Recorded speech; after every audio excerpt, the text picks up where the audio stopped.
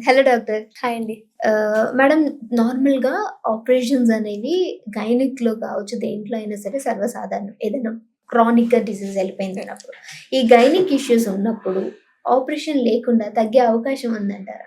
Definitely అండి. హ్మ్. చాలా తగ్గొచ్చు అసలు. ఎప్పుడు సర్జరీకెళ్ళాలి, ఎప్పుడు సర్జరీకెళ్ళాల్సిన అవసరం లేదని తెలిసినట్టయితే హ్మ్. చాలా గైనకాలజీ ప్రాబ్లమ్స్ ఈజీగా రిజాల్వ్ అవుతూ ఉంటాయి. ఓకే. ఇంగా ఇలాంటి వాటిలో హోమియోపతి అనేది ఎఫెక్టివ్‌గా వర్క్ అవుతుంది. హోమియోపతి అంటేనే నాన్ సర్జికల్ ట్రీట్మెంట్ అని. అంటే పెయిన్‌లెస్ ట్రీట్మెంట్ అని. హ్మ్. సపోజ్ గైనిక్ ప్రాబ్లమ్స్ ఏముంటాయి వాళ్ళకి? హ్మ్. గర్భాశయం ఫైబ్రాయిడ్స్ అంటాం. అంటే గర్భాశయంలో గడ్డలు రావడం. హ్మ్. దీనికి ఏం చేస్తారు అందరూ భయపడిపోయి వెంటనే సర్జరీస్‌కెళ్తుంటారు. ఈవెన్ 30, 40 ఇయర్స్‌లోనే సర్జరీకెళ్లారనుకోండి వాళ్ళకి. ఆ సర్జరీ తర్వాత మళ్ళీ సేమ్ ఫైబర్స్ మళ్ళీ వస్తాయి వాళ్ళకి. అదే సైట్‌లో రావచ్చు. లేదంటే ఓకే. పక్కన రావచ్చు. పక్కన రావచ్చు. మల్టిపుల్‌గా రావచ్చు. ఇలా ఉంటాయి.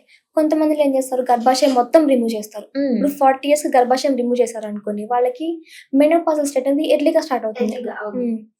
దానివల్ల కాంప్లికేషన్స్ చాలా ఉంటాయి వాళ్ళకి. యెస్. ఈ ఫైబ్రాయిడ్స్ కండిషన్స్‌లో సర్జరీ వరకు వెళ్ళకుండా హోమియోపతి ఎఫెక్టివ్‌గా వర్క్ అవుతుంది. ఓకే. ఏ విధంగా అంటే హోమియోపతి మందులు యూజ్ చేయడం వల్ల ఆ ఫైబ్రాయిడ్స్ ఏవైతే ఉన్నాయో, ఆ ఫైబ్రాయిడ్స్ రావడానికి మెయిన్ కారణం రూట్ కాజ్ ఉంటుంది ఏదైనా రావడానికి.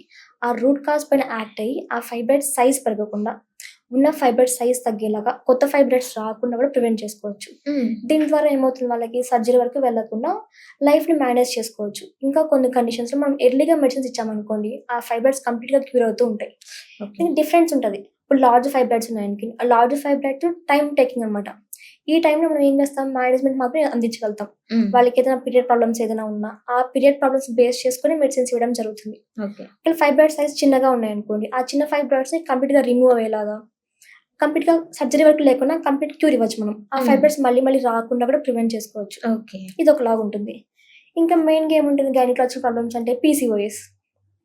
ఈ పీసీఓఎస్ చాలా కామన్‌గా అయిపోయింది. ప్రతి 10 మందిలో ఈవెన్ 8 మెంబర్స్ కూడా పీసీఓఎస్ చూస్తున్నాం. కామన్‌గా అవును. ఉంటుంది. హ్మ్. కొంతమందికి ఇది పీసీఓఎస్ అని తెలియకుండానే ఉంటుంది వాళ్ళ బాడీలో. అవును. అటు లాస్ట్ ప్రెగ్నెన్సీ కోసం ట్రై చేస్తున్నప్పుడు, అప్పుడు ఇన్ఫెర్టిలిటీ వచ్చి, అప్పుడు డయాగ్నోస్ చేస్తే అప్పుడు వాళ్ళకి పీసీఓఎస్ అని డయాగ్నోస్ అవుతుంది. హ్మ్. ఇలా లాంగ్ టర్మ్‌గా రన్ అవుతున్నది పీసీఓఎస్ అనేది. వాళ్ళకి ఏ విధంగా ఉంటదంటే, ఈ పీసీఓఎస్‌కి మెయిన్ కారణం హార్మోనల్ ఇంబాలెన్స్. అంటే బాడీలో ఫీమేల్ హార్మోన్స్ తగ్గిపోయి, మేల్ హార్మోన్స్ పెరుగుతుంటాయి. ఓకే. దీని ద్వారా వాళ్ళకి ఎగ్ సరిగ్గా రిలీజ్ అవ్వకపోవడం, పీరియడ్స్ సరిగ్గా రాకపోవడం, 2, 3 మంత్స్‌కి రావడం, లేదంటే 1 ఇయర్‌కి రావడం ఇలా హ్మ్. డిలే అవుతూ ఉంటుంది. ఓకే. ఈ టైంలో హోమియోపతి యూజ్ చేయడం వల్ల వాళ్ళకి పీసీఓఎస్ అంటే మెయిన్‌గా పాలిసిస్టిక్ ఓవేరియన్ సిండ్రోమ్ అంటాం. హ్మ్. అంటే అండాశయంలో నీటి బుడగలాగా ఏర్పడుతూ ఉంటాయి. ఓకే. చిన్న చిన్న బుడిపెలంటే ఏర్పడుతుంటాయి. దీనికి మేజర్‌గా కారణం ఏమై ఉండొచ్చు? ఎందుకలా నీటి బుడగలు వస్తూ ఉంటాయి? మెయిన్ కారణం వచ్చేసి హార్మోనల్ ఇంబాలెన్స్. ఓకే. మీరన్నారు ఫీమేల్ కాకుండా మేల్‌ది హ్మ్. హార్మోన్ అనేది మనలో యాక్టివేట్ అయినప్పుడు. దాన్ని ఎలా, అంటే ఏ స్టేట్‌లో మనం దీన్ని గుర్తించొచ్చు అంటారు? ఈ పీసీఓఎస్ మనం ఎర్లీగా తెలుసుకోవచ్చనమాట. హ్మ్. మెయిన్‌గా వచ్చేసి ఫేషియల్ హెయిర్ అనేది గ్రో అవుతూ ఉంటుంది. ఓకే. మగవారికి ఎలా వస్తుందో బియర్డ్ లాగా అట్లా, ఫీమేల్స్ కూడా బియర్డ్ టైప్‌లో వస్తుంది. ఇంకా హ్మ్. వాళ్ళకి హెయిర్ ఫాల్ ఎక్కువగా ఉంటుంది. ఓకే. ఎక్సెసివ్‌గా హెయిర్ ఫాల్ రావడం. మేల్ ప్యాటర్న్ లాగా బాల్‌నెస్ వస్తుంది తలలో. స్కాల్ప్ హెయిర్ మొత్తం లాస్ అయిపోతూ బాల్‌నెస్ ఎలా వస్తుందో అలా ఉంటుంది వాళ్ళకి. హ్మ్. దాంతో పాటుగా పీరియడ్స్ అనేటివి వాళ్ళకి ఇర్రెగ్యులర్‌గా ఉంటాయి. హ్మ్. ఈ పీసీఓఎస్ అంటే అందరూ కేవలం ఇర్రెగ్యులర్ పీరియడ్స్ అని కామన్‌గా అనుకుంటారు. బట్ ఇర్రెగ్యులారిటీస్‌తో పాటు కొన్ని రెగ్యులర్ పీరియడ్స్ కూడా కామన్‌గా ఉంటాయి.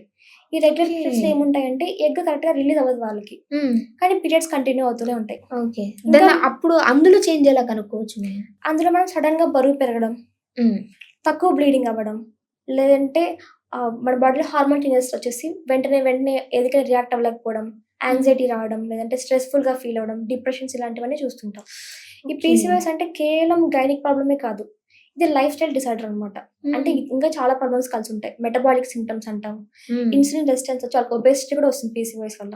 ఓకే. బరువుగా ఉన్న వాళ్ళకి పీసీఓఎస్ ఈజీగా వస్తుందింక. హ్మ్. పీసీఓఎస్ వల్ల వాళ్ళు ఒబేసిటీగా ఉంటారు. ఇంటర్‌లింక్ అయి ఉంటాయి రెండిటికి హ్మ్. ఇంకా. ఏమైనా స్కిన్ చేంజెస్ లాంటివి జరుగుతూ ఉంటాయా? డెఫినైట్‌లీ అండి. ఈ ఓకే. పీసీఓఎస్ ఉన్న వాళ్ళ స్కిన్ అనేది డార్క్‌గా అయిపోతుంది. హ్మ్.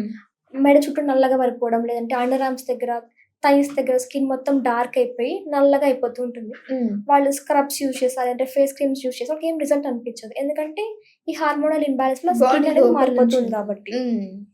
ఇది ఒక కండిషన్. నెక్స్ట్ ఇంగ వాళ్ళకి ఇన్ఫెక్షన్స్ ఉంటాయి. గైనకాలజికల్ ఇన్ఫెక్షన్స్ అంటాం. ఓకే. లేదంటే ఓవేరియన్ సిస్ట్ గానివ్వండి, అండాశయంలో గడ్డలు, లేదంటే సర్వెక్స్‌లో ఏదన్నా గర్భాశయ ముఖద్వారాలో ఏదైనా గడ్డలున్నప్పుడు, వీటన్నిటికి అందరూ సర్జరీకెళ్తూ ఉంటారు. బట్ గైనకాలజికల్ ప్రాబ్లమ్స్ ఏదైనా కూడా హోమియోపతి ద్వారా కంప్లీట్‌గా క్యూర్ అవుతుంది. హ్మ్. ఆ ఇన్ఫెక్షన్స్ మళ్ళీ మళ్ళీ రాకుండా వాళ్ళకి పార్టన్ ఒకరి నుంచి ఒకరికి ఈజీగా స్ప్రెడ్ అవ్వకుండా, ఏవైతే సింప్టమ్స్ ఏవైతే ఉంటాయో పీరియడ్ ప్రాబ్లమ్స్ అవ్వనివ్వండి మెయిన్‌గా, కొంతమందికి పీరియడ్ ప్రాబ్లమ్స్ అంటే మెయిన్‌గా ఆ పీరియడ్స్ అనేవి డిలే అవ్వడం అనుకుంటారు. బట్ కొంతమందికి పీరియడ్ నార్మల్ డ్యూరేషన్ లేకుండా పోతుంది. యావరేజ్‌గా 21-35 డేస్ నార్మల్ సైకిల్. కొంతమందికి 21 డేస్ ముందొచ్చి లేదంటే 35 డేస్ తర్వాత వచ్చా కూడా 2 ప్రాబ్లమాటిక్ కండిషనే. హ్మ్. నార్మల్ బ్లీడింగ్ వచ్చేసి 4-5 డేస్. ఐ మీన్ 5-7 డేస్ అనుకుందాం.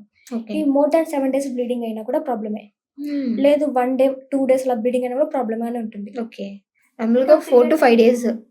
ఇంకా ఈ పీరియడ్ టైమ్‌లో పెద్ద పెద్ద క్లాట్స్ ఏదైనా పడుతున్నా, కలర్ డిశ్చార్జ్ మారుతున్నా, లేదంటే వైట్ డిశ్చార్జ్ ఎక్కువవుతున్నా కూడా ఇలావన్నీ గైనకాలజికల్ ప్రాబ్లమ్సే అంటాం. ఓకే. ఈ ప్రాబ్లమ్స్ అన్నిటికి సర్జరీ లేకుండా ఎఫెక్టివ్‌గా హోమియోపతి యాక్ట్ అవుతుంది. ఓకే. ఆ ప్రాబ్లమ్ మళ్ళీ మళ్ళీ రాకుండా కంప్లీట్‌గా క్యూర్ చేసుకోవచ్చు వాళ్ళు. ఓకే. సో, ఈ అన్నిటికి ఇష్యూస్ డెఫినిట్‌గా మనం నేచురల్‌గా తగ్గించుకోవాలంటే హోమియోపతి ఈస్ ద బెస్ట్ మనం చూజ్ యాహ్! చేసుకోవచ్చు. Thank you so much doctor. మంచి ఇన్ఫర్మేషన్ ఇచ్చారు.